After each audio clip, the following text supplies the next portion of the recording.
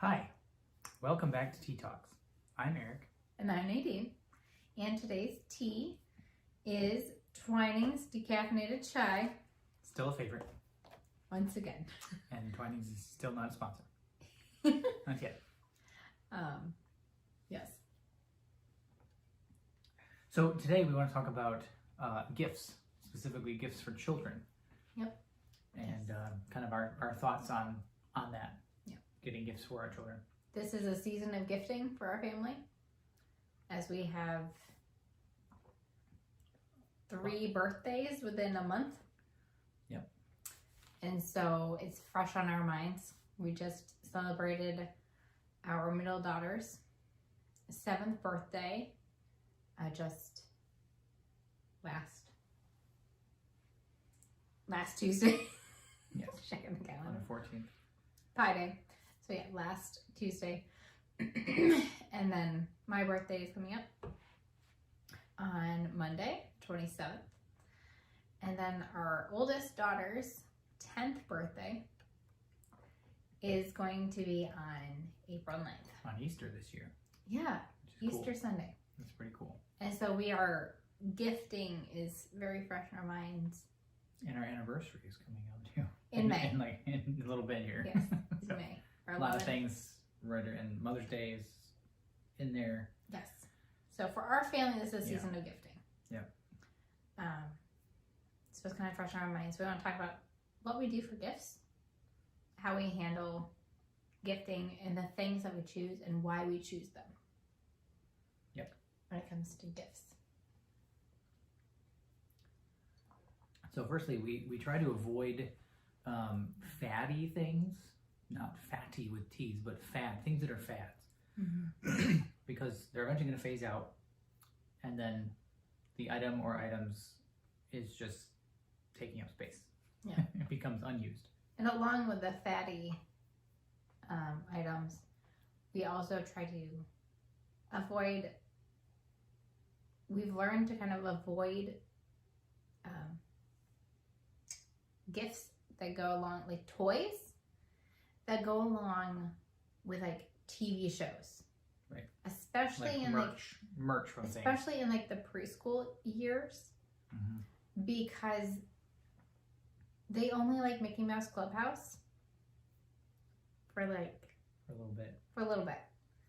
And they phase out of it so fast. They stop playing with the toys.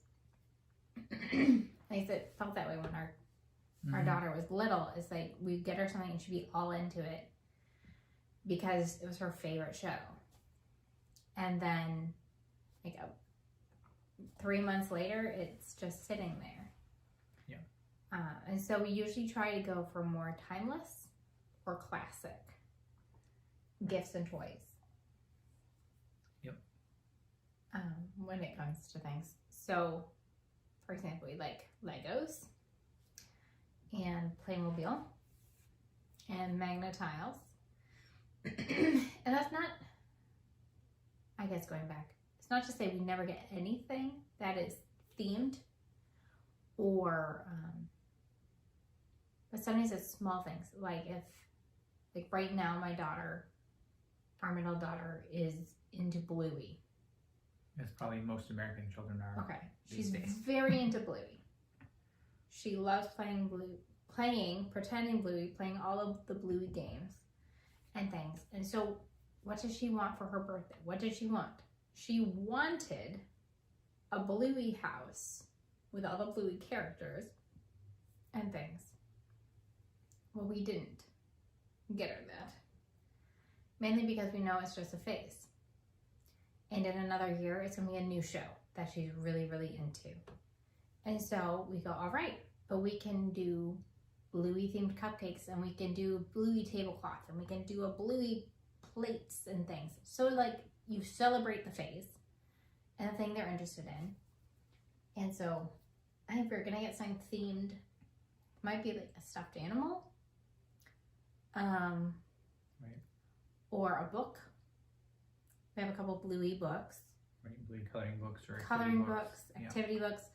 Things that are themed to something that they enjoy, that they can keep enjoying it.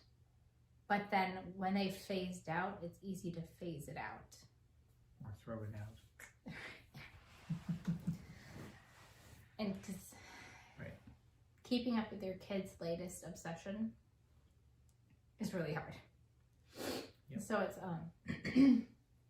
so along with that, we try to get toys that spark the imagination and that they can create with. And we're okay getting themed things like that. Like like if they had Bluey Legos, yeah, we'd be okay getting something like that because it goes with the other Legos that we already have, which eventually just all get into the main Lego box. We have all the pieces together, all the people and everything all together, and you can use it for whatever. Right.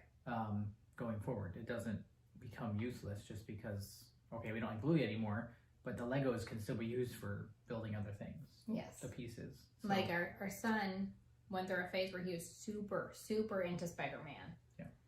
I mean, but it was like 2 years, 3 years of obsession in Spider-Man. And so we might get him like a little action figure that he played with. We got him a lot of like Spider-Man Duplos. Yeah. And then Spider-Man Legos. And things that we could add to the collections that we already have. And he does have a giant Spider-Man stuffed animal. Like plushie. Still it's his plays around with a little bit. That's like his security blanket. So Spidey goes with us everywhere. And sheets and stuff for the bed. Like he still has those things that we use, and it's more practical anyway. Yeah, and that was something that I always felt like Spider-Man is almost a classic. Yeah.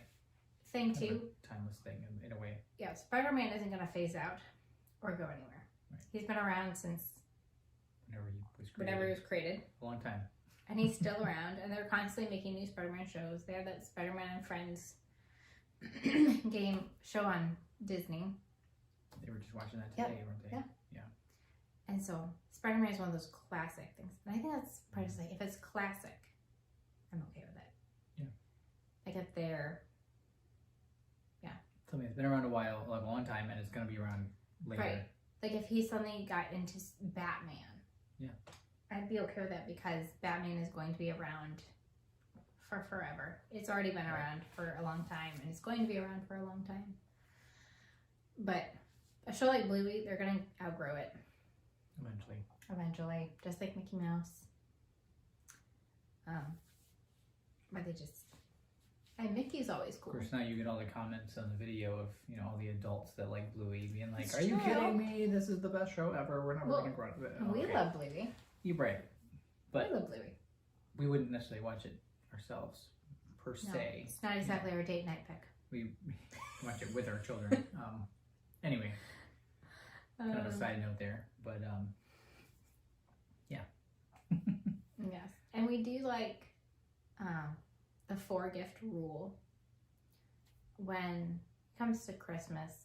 And even sometimes for birthdays, we'll try to kind of go by that. We get something they want, something they need, something to wear, and something to read.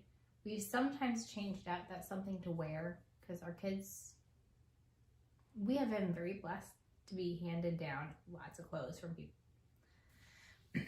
And or have the generous grandparents who are like, hey, I have Kohl's cash, do you guys need clothes? And then they go and they get whatever we need. Whatever we need. Like a few things anyway. Or they'll go to consignment shops. So yeah, we have never been lacking for clothing, which is a blessing. And so I've never, except for this last Christmas, we've never bought our kids anything to wear for Christmas. Because we've never needed to. Right. But this year we did. We did buy merch this year for Christmas. Yes. Not just for the kids though, for us too. Yeah, we did buy Wing Feather Saga t-shirts. Yep. But honestly, those books are going to be around forever because they're so good. Yeah. So if you've never read them, go do it. Just pause it right here and go read all 4 of those books, and then in a couple weeks, come back and finish the video. He jests. but they're very good and you should read them. And then go watch the TV series. And so that's, our kids are into that right now. We are into it, and so it's like a family. It's a way that we can connect as a family. So it's not necessarily a fad, because it's a really great book. That's series. It's book series. Yeah, there's 4 books. So sometimes instead of something to wear, we've done something to learn. Yes. And that's where like educational toys sometimes make it in for birthdays or Christmas. Like for instance, we got our oldest daughter a Woobles Learn to Crochet thing. Was that? Yes. Yeah. Yep. Was that Christmas? Mm-hmm. Yeah. Yep. And so she's learning that. That's something she can learn, and she's been enjoying it. She hasn't, finished it yet. It's kind of a slow working process, but she's learning and she's doing well. And let's see. And other things like in the past I've gotten them and when it comes to educational toys, I'm very picky because I'm an educator. I've never been like a formal teacher, but I did take early childhood education classes, and so I understand childhood development. I'm a homeschool mom, and so I understand children, and I understand that the less a toy does, the more a child will do. And so I lean more toward Montessori toys, where it's very tactile, hands-on, manipulative kind of a toy, rather than blinky toys that like you press the letter and goes, A, ah. They're fine, but they get annoying. Yes. Not for the kids, but for the parents. And so I would rather sit on the floor with my child with a tablet where they have, here, I'll just go. And also, it's things that don't require batteries is ideal, because then you're not changing batteries every 2 weeks or so when the kids have run the batteries out for the 8th time, and you're like, well, we gotta buy more batteries again. Yeah. So yeah. So, like these boards, I got on. Mm-hmm. And so they're educational because they have the numbers, and you have a little wooden stylus that you can trace the numbers, shapes. Good for fine motor. And then we have uppercase. And for those listening, Lowercase. if you're not watching Yes, this, sorry. it's okay. They're wooden boards that have letters kind of engraved in, the whole alphabet engraved into it, and you have a little wooden, and she's got a little wooden stylus, and you can kind of trace over the letters and kind of learning how to shape them in writing. It works your fine motor. Yep. And it gets the muscle memory. Right. So kids understand how to form letters even before you put a piece of paper down. Their muscles are there. And another thing that we got this a few years ago, and my kids still pull it out, this little number and counter set. It's wooden, and there's little wooden cards that have numbers on it. There are these little red counters, and so you put down the number, and then you count out how many counters. And my daughter, our middle daughter, who's in 1st grade, she loves getting these out when she has to do her addition work. So she'll put down, say, a 5, and she'll count out the 5 counters, and then she'll lay down the 3 and put out 3 counters, and then she's counting them up, adding it up, and then she'll find the 8 and put it down. Mm-hmm. And so she's learning addition through it, and it's very tactile, and she prefers this. And it's something simple, but we've had this for 2.5 years, and it's still getting used regularly. So. Sometimes the simple things are better than the more complex things, and they don't require, none of those things require batteries. So yes, yes, but yeah, they're always ready to use. Yes, and so let's see. And usually, when we're getting something they want, it's not necessarily. I mean, when they're a baby or they're a toddler, sometimes you will kind of get that faddish thing that you know is going to just like shock and awe them. Yeah. Because there's so little, you want something, but you want just one thing. Like, right, if they are into Mickey Mouse Clubhouse or I don't know, the Hot Dog Hills show, the Roadster Racers is still on. But if they're super into that, maybe getting a couple cars of Roadster Racer for them that would stimulate them. But don't get, in my opinion, don't go and get like 6 things that are all themed Mickey Mouse Roadster Racers. Because in a year, they're going to be sitting in your closet collecting dust. Yep. We're sitting out your next garage sale. Yeah. Possible. Well, maybe not. Usually that takes a little time to get there, but... Yeah. And I have, this is me, I have found that sometimes those toys can limit kids' imaginations because they feel they have to play the show. Where if you have Legos or Playmobiles, or you have Calico Critters. Calico That's Critters. another thing we've kind of gotten Yes. a little bit. They can create their own story. They can create their own world. They can change things up. Or when you get something that is themed, they feel like they have to play a certain way. They have to mimic what the show is or how Right. the show goes. But if you get a toy that isn't associated with a show, Right. they have more free reign to use their imaginations however they would like to.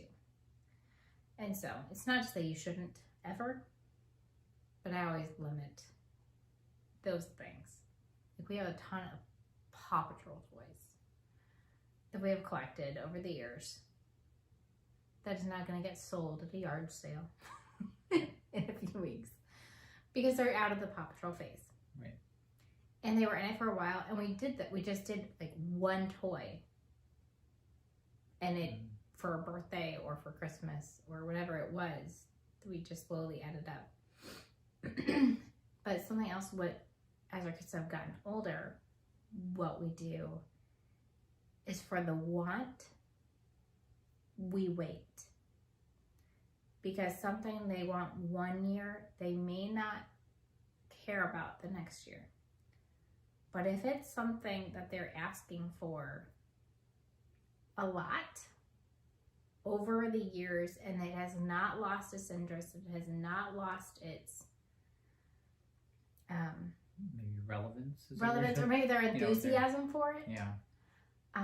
then it's something that goes, okay, I think now they'll appreciate this. Rather than getting it the first time they want it, making them wait for it to see if it's something they really want or if it's just something they were obsessed with for the moment. I mean, the key example is our daughter was just gifted the pizza set. Yeah, Melissa and Doug pizza. And she has been wanting that, I think, since she was 3. But I was like, this might be a phase. So we tried getting her like other pizza things, other pizza sets to go along with her kitchen that we had, because we weren't sure if we would even have space for this bigish kitchen set, pizza set. Mm-hmm.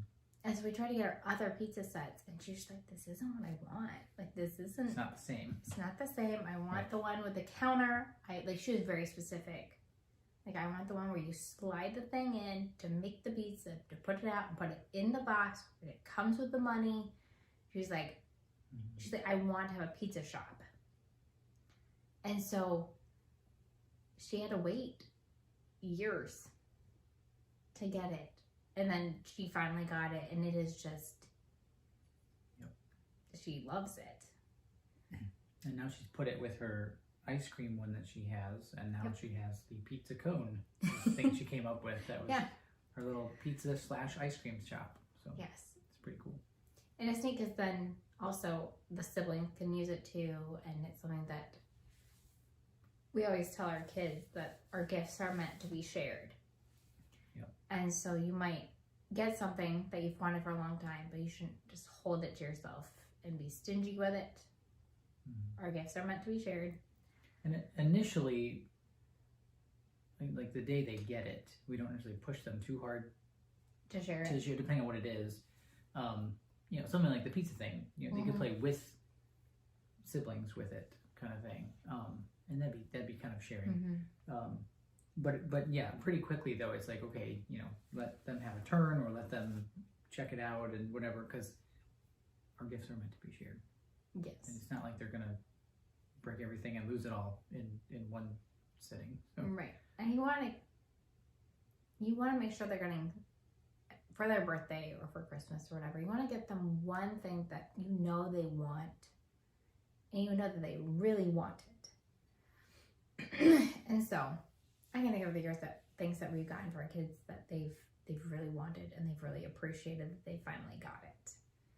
It's like we waited on, sometimes it's like more like we waited a year to see if it has lasted the whole year. Like our kids have wanted things like, oh, I want a Spider-Girl outfit.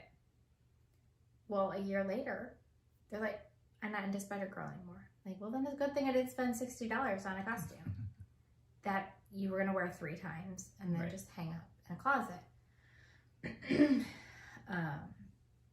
Or other things like that, like they're like, I want to put that on my wish list. And so I do. And then a year later, I'm like, yeah, I don't care about that anymore. And so, but yeah, we always want to wow them with something for her birthday. Let's see. Oh, we got her a tea set, like a real tea set. And it's something that she has loved, having tea parties. Our oldest daughter was never into tea parties, tea sets. Not as much. It was not really her thing. As much, yeah. But our daughter, she's more of the girly girl. She is more the one who loves princesses and castles and tea parties. And so she's had several little tea sets through the years. She got one a couple Christmases ago. She got a tea set, like a play tea set, and she would like pour water into the tea thing, and we'd all have little tea parties. And she just kept saying, like, I want a real one. Like, I want to have a real tea party. I want to have a real tea set. And so this year for her birthday, that was the only thing we gave her, was this real tea set made of real porcelain. And we're like, this is a real one. And when you grow up, you can take it with you. And it was the best thing ever for her. Like, and we actually had a tea party with it for her birthday lunch. Yeah. So it was pretty good. We all of and us. she's already like, when can we have another tea party? So she's very into it. She wanted to get out the other day. I was like, well, hold on. You can't just and I said throw this out there. It's been a couple years that she's like talked about wanting a real tea set and having a real tea party. And I was like, well, I don't have a lot of tea things. So let's do it. Now we do. She has her own set now. Yes. And then our daughter, who's going to be turning 10 soon, she's recently gotten into fairy gardens. And she's like, I think I want to start a fairy garden. And when we went to like Dollar Tree, she picked out a few like dollar item things. She's like, I'm going to start my fairy garden. And she just went outside. She found moss and she set it up on the table and stuff. And she's like, I'd really like to add to this. I would like fairies for my fairy garden. And so that's what we bought her for her birthday. Shh, don't tell her though. It's a fairy garden set. And then we're going to get her some other things, something that she can use. We're going to get her a puzzle for brain thinking and learning. Yep. And a journal. It's another thing that she's going to want. It's a journal. She likes writing. She loves to write. She's working on a book, actually. She's writing her own little book. Story, It's cute. And so, and we don't always go by the 4-gift rule. No. It's a good rubric for when you're like, what do I get these kids? Like, what do we get? Yeah, it helps. What do we get? Fuel those questions. Okay. Or answers to the questions. Let's get them these 4 items. And then it's like, okay, what do we want to get for each of these categories?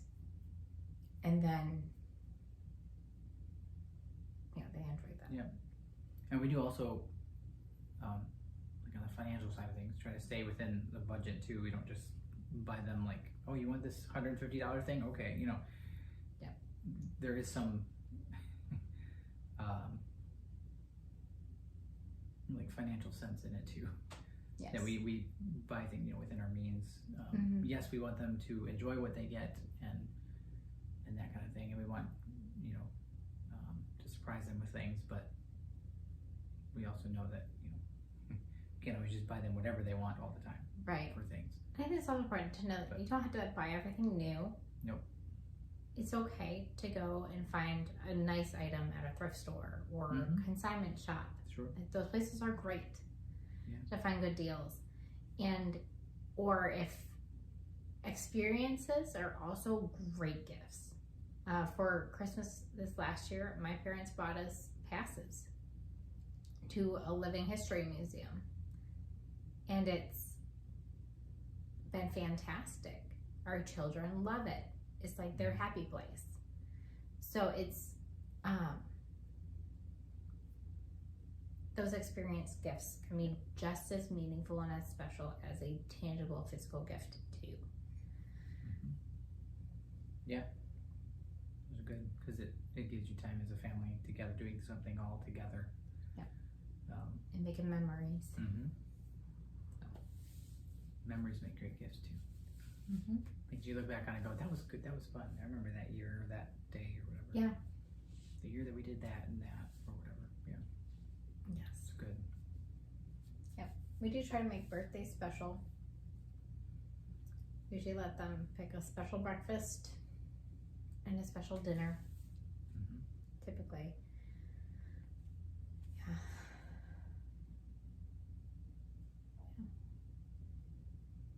Yeah. So that's our thoughts on hopefully gifting. those are helpful thoughts on that. Yeah. I was trying to think. I feel like there was something else that I was thinking of, but now I don't know. I guess it wasn't important, so I lost it, whatever it was. But yeah, let us know what you'd like to do for gifts for your children. Do you follow 4-gift rule? Do you lean more toward recycled gifts, which isn't a bad thing? Just or do you like to do more experience gifts, skill-based gifts? I heard a friend of ours, the grandmother got their daughter riding lessons for her birthday. I'm like, well, that's awesome. That's really cool. So yeah, gifting can be fun. So yes, it can. But yeah, let us know what you think of kind of things we've talked about and any additional things you would say on these things. And yeah, that's good. Again, ways to spark conversation. So again, after the video, we'll have our email information as well as our Instagram handle name there. You can find us at those places and comment. You can comment on this video or contact us through email or whatever, however you want. If you have a tea you want us to try, you can let us know that as well. Or any other topics of conversation that you'd want us to delve into, we can do that as well.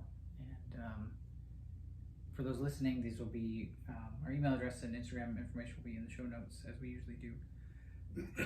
So you can find it there if you're not watching this. Yeah, and like the video, subscribe as well. And if you like these videos, be sure to tell others as well so they can find us. We keep sparking conversations. Yep. Start a conversation revolution. There you go. Yeah. Revolution, is that the word? Sure. Revival. That's the word I was actually thinking of. Conversation revival. Conversation revival. That works too. Either way.